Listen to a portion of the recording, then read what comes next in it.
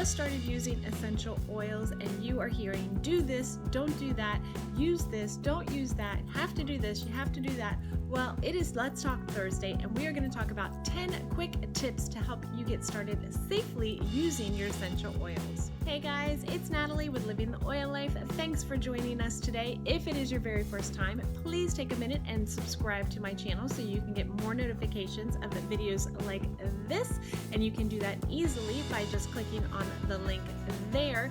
But today it is Let's Talk Thursday, and I wanted to talk about 10 quick tips that you can use or you can share with others about using essential oils. So are essential oils safe? Yes, they are. They are natural, they are pure, depending on where you get them, and they can be used on the whole family and even on your pets. But just because they're natural doesn't mean it's just a free-for-all. Like apples. Apples are natural, they're in the nature. You can pull one off of a tree and eat it straight there, as long as it's not full of pesticides, of course, but it is a natural product. But however, if you eat too many apples at one sitting or too quickly, you could be spending some time in the bathroom. Or salt. Salt is a wonderful mineral that our body actually needs, but if we have too much salt, or if that salt is processed with chemicals and things like that, it can do damage to our heart, it can do damage to our body, it can create water retention, or if we don't have enough salt, then we can get dehydration and an imbalance of our minerals. So just because essential oils are natural, you still have to be careful how you use them, when you use them, what you use them with, etc. And that's what we're going to talk about today. 10 tips for you to use with your family, or tips that you can share with other people when you're sharing your love of oils. So number one, be confident in the company that you get your oils from. As you know by now, essential oils are all over the place. They are even now in Walmart and Target. And customer beware. Make sure you do your research of the company that you are getting your essential oils from. Do they have their own farms? Do they know where their oils come from, or do they just buy them from another oil company? Are they truly 100% pure, or do they have additives in them? These are just some of the questions that you need to ask the company or ask yourself, or do your research to make sure that your oils are absolutely pure. And of course, you know, I only use Young Living essential oils because from the research that I've done, they are the perfect fit for me and my family. Number two, start slowly with oils. Now, when people start exercising or they go to the gym or something like that, they just don't start picking up 100-pound weights or whatever they use. I don't lift weights, but they don't just start picking up weights and doing their leg pushes and all of that. No, they stretch, they warm up, they work up to it slowly. Or you don't get on the treadmill and start running at full speed for an hour. No, you start off walking and your body warmed up until you can start running. It's the same thing with essential oils. You're introducing something new to your family, something new to your bodies, and so you need to do it slowly. Everybody's body chemistry is different. Everybody reacts to things differently. So don't just take a bottle and start using it all over the place. Start with 1 or 2 drops and see how your body likes it, see what it does, and then move up gradually. And remember, more is not always better, especially with essential oils, because they are so concentrated and because they are so potent. Usually 1 or 2 drops does it. I usually only use 1 or 2 drops anytime I use an oil. I don't think I've used more than 4 drops at a time of anything, even in my diffuser. Number 3, when in doubt, dilute. Now, a lot of our oils can be used neat, which means without a carrier oil. They can use straight by themselves, but when you're first getting started with essential oils and you don't know how your body is going to react to it, it's safer to dilute the oil than to use it just straight. When you dilute an oil, it also helps the oil to go further. It also helps to cover an area of your skin more. And if you know you're going to be using an oil a lot diluted, then I would suggest taking a carrier oil bottle like this. You can get them on Abundant Health for You, Young Living, on Amazon, and things like that. And then you look up the ratio, you put a couple of drops of oil in it with your favorite carrier oil, and then you have it all ready to go. You don't have to worry about diluting it every time. And this is also a great option for kids. So you know your kids are safe using the oils already diluted. They already have a bottle, they know which one it is, and they can use it on themselves, and you don't have to worry about it. And number 4, speaking of diluting, what is a carrier oil? You may have heard that a lot, and you may not know what that is, but a carrier oil is simply a vegetable oil that is used to carry the essential oil to the body topically. Now you want to use a vegetable-based carrier oil like grapeseed oil, jojoba, extra virgin olive oil, almond oil, stuff like that. You don't want to use margarine, butter, mineral oil, or petroleum jelly because those will actually clog up your pores. The other oils will be absorbed into your skin. The margarine, the petroleum jelly and things like that, that will actually clog up your skin, and they are not actually good for you. But carrier oils are amazing, and Young Living also has a V6 lotion, which I love to use at night because to me it's a tad bit greasy for me. I know a lot of people it just absorbs quickly and it's great for them, but the V6 is a little bit greasy, so I use that at night with my oils. So tip number 5, be careful with the hot oils. Now the hot oils are oils that tend to feel, when you put them on topically, they give you that warm or even hot sensation, and it can feel like it's burning your skin. So with the hot oils, you definitely want to dilute them, and on the bottle, always read the label on the bottle or check your favorite resource guide or on Young Living, and it will tell you how many drops of oil to how many drops of carrier oil.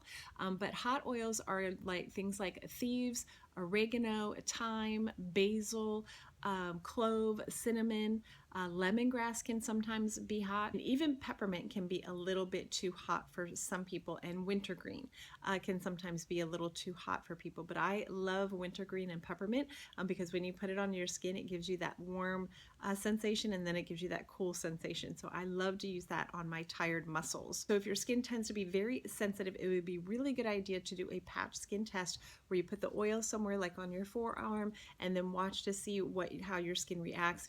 And if it does feel warm or hot or burning, just take a little bit of your carrier oil and rub it on there, and it should start subsiding.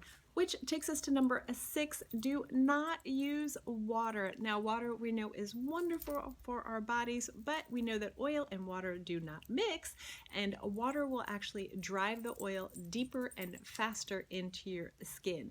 So if it's burning, you don't want to do that. You don't want to put the water on top to try to flush it off the skin because it will just drive it in. But if you're using oil that you do want to drive in, say you're using peppermint or wintergreen or panaway to kind of release some stress in your muscles, you can put the oil on and then take a nice warm, a damp compress and put that on, and it will help drive the oil even deeper, faster. But as a general rule, do not use water to try to flush it out, especially if you get it in your eyes. If you get an oil in your eye, which I have done plenty of times, just take a little bit of olive oil, dab it on your eye, or if you're brave, wash it out in your eye. But don't do it with water. Don't even splash it on your eyes because it will make it burn even more. For me, whenever I've gotten an oil in my eye, it kind of goes away. Within at least 2 or 3 minutes, it's gone. It can be painful, but it does go away, and it doesn't hurt my eyesight. Which leads us to number 7. Remember, when using oils, any of the oils, do not touch your eyes or your nose or any sensitive spot afterwards because it can burn. How many of us have used peppermint, forgot we've used peppermint, and then rubbed our eyes? Yep, I've done it. I still do it. I've done it quite a few times. Or thieves. I've done it with thieves. I've rubbed it on the bottom of my feet, forgotten I've done it, and rubbed my eyes or rubbed my nose or rubbed somewhere that's sensitive, and it burns. So just be very careful. And if you're using your oils on your babies or your toddlers, of course, that is a whole nother ball game that you need to be careful with. And I will put a link below to Growing Healthy Homes and also to Melissa Pepping. She has some great resources about using oils with your children. But when you're using the oils that are safe to use with the babies and you put it on the bottom of their feet, make sure you put socks on so that way they're not playing with the bottom of their feet, putting putting it in their mouth or putting their feet even in their mouth or touching their eyes or touching their body and it burning them. So that's a really good thing to be careful of, is making sure you put the socks on your babies or your kids even when they go to sleep or even when they're playing or something like that. And speaking of children, that brings us to number 8. Essential oils are safe to use on children, but of course you need to take caution. You need to be very careful, and you need to do your research and have a great resource guide on hand. There are a lot of great ones out there. Like I said, I will put a couple of links below to where I like to get them, but do not be afraid to use essential oils on children, because you can. You just need to be careful, and there are some that you need to stay away from. And like I said, don't just take my word from it for it. Do your research. But generally, the rule is with your oils, make sure you dilute them. And if you're a little unsure, Young Living does have a line of kid scent oils which are ready to go on children. They are already pre-diluted. They are already formulated or have the oils in it for the children, and you can use them on them and not have to worry about it. It's a great line, so make sure you check that out.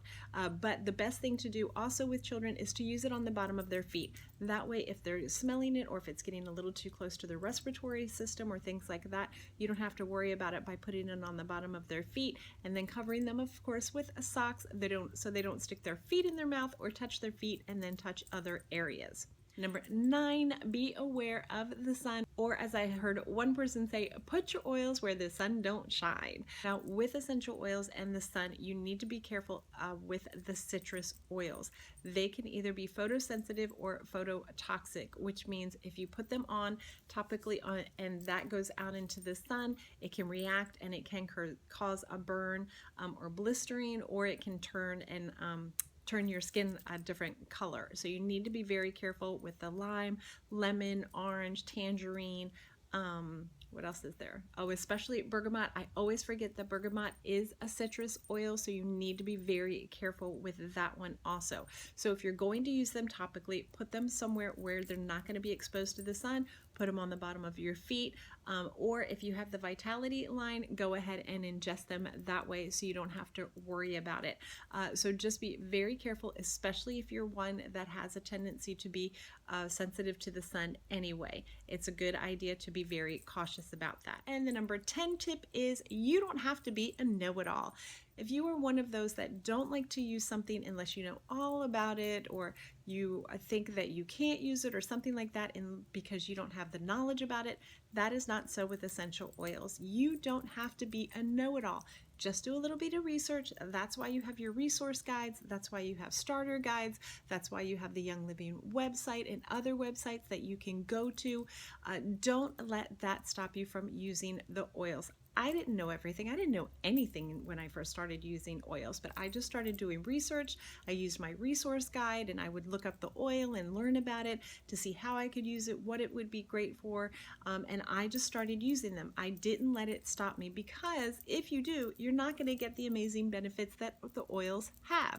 So just keep learning, keep on researching, and every day just learn something new about an oil or about a blend or about a product that you want to use, and just use them. So I hope today's Let's Talk Thursday has helped you a little bit. If it did, please make sure you give this video a thumbs up by pressing on the little thumb below the video, and please feel free to share this video with others. You can post it on your Facebook, in your groups, wherever you would like, so that others can learn more about how to use essential oils safely. And if you are one of those who has not gotten started on their essential oil journey and you are ready to, I would love to help you get started. There is a link below to my website that you can enroll with Young Living directly from there as a wholesale member, where you get 24% off the retail price of our oils, and you can order them whenever you want. You don't have to wait for me to order them for you and get them to you.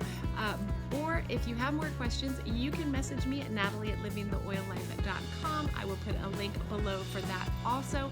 But I would love to help you get started on this amazing journey. I will walk alongside of you, help you learn, help you grow.